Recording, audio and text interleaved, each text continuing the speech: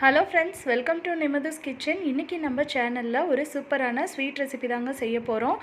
வீட்டில் இருக்கிற வெறும் மூணு பொருளை வச்சு குழந்தைகளுக்கு ரொம்ப ஹெல்த்தியான ஸ்வீட் ரெசிபி தான் இன்றைக்கி எப்படி செய்கிறதுன்னு பார்க்க போகிறோம். வாங்க இந்த சிம்பிளான ஸ்வீட் ரெசிபி எப்படி செய்கிறதுன்னு பார்க்கலாம். இப்போ வீடியோக்குள்ளே போகலாம். ஃபஸ்ட் இந்த ரெசிபி பண்ணுறதுக்கு அடுப்பில் ஒரு கடாய் வச்சுக்கலாம். இதில் 1 கப் அளவு பொட்டுக்கடலை சேர்த்துக்கலாங்க. வறுத்த பொட்டுக்கடலை, வறுக்காத பொட்டுக்கடலை எதுவாக இருந்தாலும் நீங்கள் சேர்த்துக்கோங்க. இப்போது ஆரம்பத்துலேருந்து எந்த கப்பில் நீங்கள் பொருளை அளந்து எடுக்கிறீங்களோ, அது கப்பாக இருந்தாலும் சரி, டம்ளராக இருந்தாலும் சரி, அதே அளவு நீங்கள் அளந்து எடுத்துக்கோங்க. அப்போ தான் உங்களுக்கு கரெக்டாக வரும். இப்போ இந்த பொட்டுக்கடலையை ஒரு நிமிஷம் போல் நல்லா வறுத்து எடுத்துக்கலாம். பாருங்கள், இந்த மாதிரி தொட்டால் பொட்டுக்கடலை நல்லா சூடாகணும். அந்தளவுக்கு நம்ம வறுப்பட்டால் போதும். இப்போது அடுப்பை ஆஃப் பண்ணிவிட்டு இதை நம்ம ஆற விட்டுறலாம். இது ஆறுற கேப்பில் நம்ம வெள்ளைப்பாக நம்ம காய்ச்சி ரெடி பண்ணிடலாம்.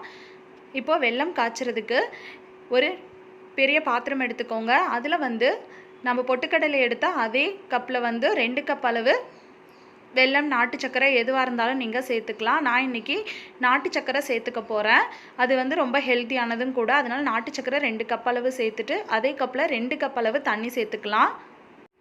நீங்கள் விருப்பப்பட்டீங்கன்னா நீங்கள் வெள்ளை சக்கரை கூட சேர்த்து செய்யலாம். ஆனால் அது அவ்வளோ ஹெல்த்தியாக இருக்காது. அதனால் நாட்டு சக்கரை, வெல்லம், கருப்பட்டி இது 3 மட்டும் நீங்கள் யூஸ் பண்ணி இந்த ஸ்வீட் செய்யுங்க. ரொம்பவுமே ஹெல்த்தியாக இருக்கும். இப்போ பார்த்தீங்கன்னாவே தெரியும், தண்ணி நல்லா சூடேறி சக்கரை நல்லா கரைஞ்சிட்டு வருது பாருங்கள். இப்போது இந்த நாட்டு சர்க்கரையில் நல்லா தூசு, மண் எல்லாமே இருக்குது. நீங்கள் எடுத்துருக்கிற சர்க்கரையோ வெல்லமோ தூசு எதுவும் இல்லை அப்படின்னு நீங்கள் நினச்சிங்கன்னா நீங்கள் அப்படியே யூஸ் பண்ணிக்கலாம். நான் இன்றைக்கி வடிகட்டி தான் யூஸ் பண்ணணும். ஏன்னா பாருங்கள், நிறைய தூசெல்லாம் நிறையா இருக்குது பாருங்கள் இந்த மாதிரி. அதனால நான் இன்றைக்கி வடிகட்டி எடுத்துக்க போகிறேன்.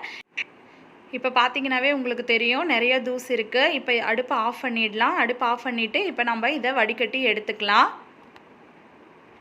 பாருங்கள், இப்போ நான் வெல்லத்தை நல்லா வடிகட்டி எடுத்தாச்சு. இந்த வெள்ளை தண்ணி அப்படியே இருக்கட்டும். இதை ஒரு ஓரமாக வச்சிடலாம். நம்ம வறுத்து வச்ச பொட்டுக்கடலை மிக்ஸி ஜாரில் சேர்த்துட்டு இது நல்லா ஆறிடுச்சு. இப்போ இதை நல்லா நைஸாக பவுடர் பண்ணி எடுத்துக்கலாம்.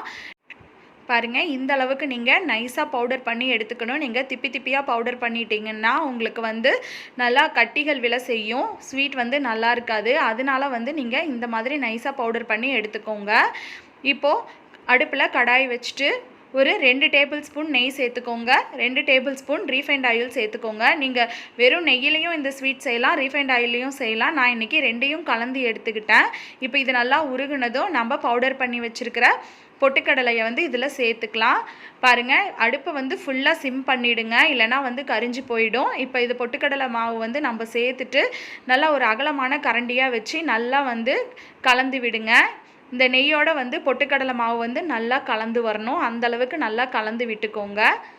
பாருங்கள், இப்போ இது நல்லா கலந்ததுக்கப்புறம் நம்ம வச்சுருக்கிற வெள்ளை தண்ணியை கொஞ்சம் கொஞ்சமாக சேர்த்துக்கோங்க.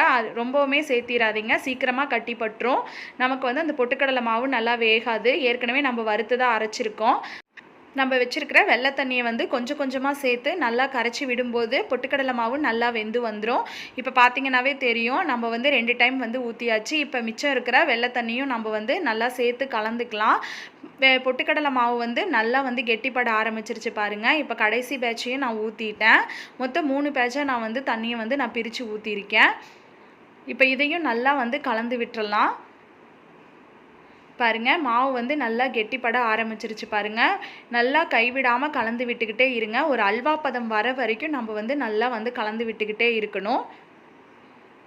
பாருங்கள், அடுப்பை சிம்மில் வச்சு நல்லா கலந்து விடுங்க. இந்த அளவுக்கு வந்ததும் 1 ஸ்பூன் நெய் நான் சேர்த்துக்கிறேன். நீங்கள் நெய் தேவைப்பட்டீங்கன்னா சேர்த்துக்கலாம். ஃபஸ்ட்டே நம்ம நெய் அதிகமாக சேர்த்துருக்கோம். நீங்கள் தேவைப்பட்டால் சேர்த்துக்கோங்க, இல்லைன்னா இதை ஸ்கிப் பண்ணிவிடுங்க. இது ஆப்ஷனல் தான். இப்போ நெய் சேர்த்துட்டு நல்லா கலந்து விடுங்க. அடுப்பை சிம்மில் வச்சு நல்லா கலந்து விடுங்க. இப்போ பார்த்தீங்கன்னா தெரியும், நல்லாவே கெட்டிப்பட ஆரம்பிச்சிருச்சு. அல்வா பதத்துக்கு வந்துருச்சு பாருங்கள். கடாயில் ஒட்டாத பதம் வந்துருச்சு. இதை எப்படி செக் பண்ணணுன்னா, ஒரு ஸ்பூன் விட்டு எடுத்து பார்த்தீங்கன்னா அந்த ஸ்பூனில் ஒட்டாமல் வந்துச்சுன்னா நமக்கு அல்வா பதம் வந்துருச்சுன்னு அர்த்தம். இப்போ அடுப்பை நம்ம ஆஃப் பண்ணிடலாம். பாருங்கள், இது ஒரு 5 நிமிஷம் நல்லா ஆறிடுச்சு. இப்போ நம்ம இதை சர்வ் பண்ணிக்கலாம். சுவையான ஹெல்த்தியான ஒரு ஸ்வீட் நமக்கு ஈஸியாக சட்டுன்னு பொட்டுக்கடலையை வச்சு ரெடி பண்ணியாச்சுங்க. ஸ்கூல் விட்டு வர குழந்தைகளுக்கு இந்த மாதிரி நீங்கள் ஹெல்த்தியாக ஸ்வீட் செஞ்சு கொடுத்து பாருங்கள். கண்டிப்பாக அவங்களுக்கு ரொம்பவுமே பிடிக்கும், ரொம்ப விரும்பி சாப்பிடுவாங்க. இது அப்படியே நீங்கள் சர்வ் பண்ணிக்கலாம், இல்லைனா இந்த மாதிரி சின்ன சின்னதாக ஒரு ரவுண்ட் ஷேப்பில் வச்சு கூட நீங்கள் குழந்தைகளுக்கு கொடுக்கலாம், ரொம்பவுமே விரும்பி சாப்பிடுவாங்க. ஓகே ஃப்ரெண்ட்ஸ், இந்த ஸ்வீட் ரெசிபியை நீங்களும் வீட்டில் ட்ரை பண்ணி பார்த்துட்டு எப்படி வந்துச்சுன்னு கீழே கமெண்ட் பாக்ஸில் கமெண்ட் பண்ணுங்கள். என்னோட இந்த வீடியோ பிடிச்சிருந்தா வீடியோக்கு ஒரு லைக் கொடுத்துட்டு மறக்காமல் நம்ம சேனலையும் சப்ஸ்கிரைப் பண்ணிக்கோங்க. இந்த வீடியோவை உங்கள் ஃப்ரெண்ட்ஸ் அண்ட் ஃபேமிலிக்கு ஷேர் பண்ணிக்கோங்க. தேங்க்யூ.